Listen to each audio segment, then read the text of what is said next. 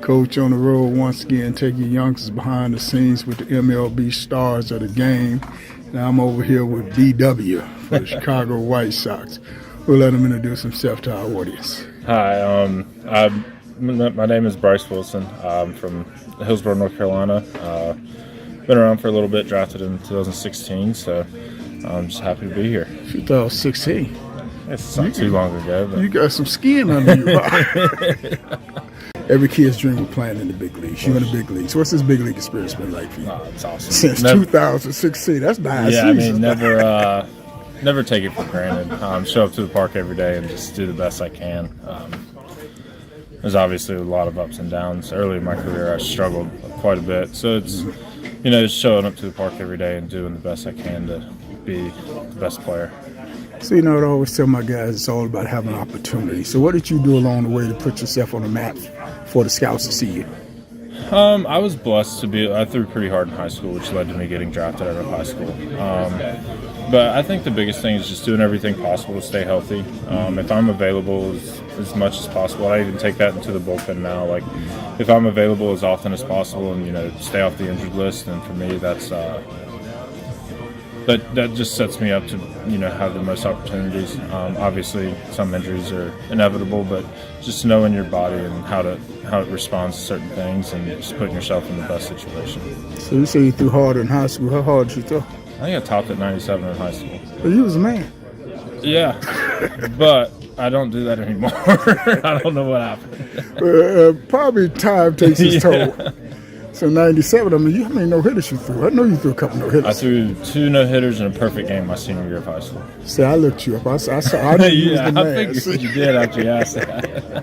So, what was high school ball like? A lot of kids, they play high school ball, and again, throwing 97, they just think you throw the ball by hitters. But move up to college, and the next level, you find up is change-ups or sliders that get it aside. Yeah, it was, I got drafted out of high school, so, going into pro ball, it was definitely a huge adjustment just because, like you said, in high school throwing that hard, it's 90% fastballs, if not more. So, developing the off-speed pitches, I'd say it took me probably, really getting comfortable with the repertoire I have. It took me up until 2 years ago to figure out, all of my off-speed pitches. So, it just takes time and kind of sticking with it and going through different grips, different pitches, different arm slots, whatever it takes to figure out what works best. And I guess, as I tell my guys, I don't care how hard you throw, hitters are timing after so long. You found that out, too. Good hitters. What do they say? The old 95 is the new 90 miles an hour or whatever, or however they say it. But, yeah, it doesn't matter how hard you throw. Guys will get to it. So what was that journey like? You leave high school, you sign that professional contract. Most kids think you're going right to the big leagues, but you go to the minor leagues and you find you have to grow up real fast. Yeah, go down, I signed and then they shipped me off to Florida and rookie ball for that half season. I went through the minors pretty quickly, fortunately. I spent all of 17 in Low A in Rome, Georgia. It was a super nice area. And then in 2018, I went through high, AA, and AAA, and then debuted at the end of 2018. So, in 18, you 17, you probably know about them peanut butter jelly sandwiches. Oh, yeah. Absolutely. Probably just about every pregame. And them long bus rides, they think you fly the games. They don't know about all that stuff. No, you don't fly until you get to most AAA teams probably do fly, but even then, you still got some long bus rides in there, too.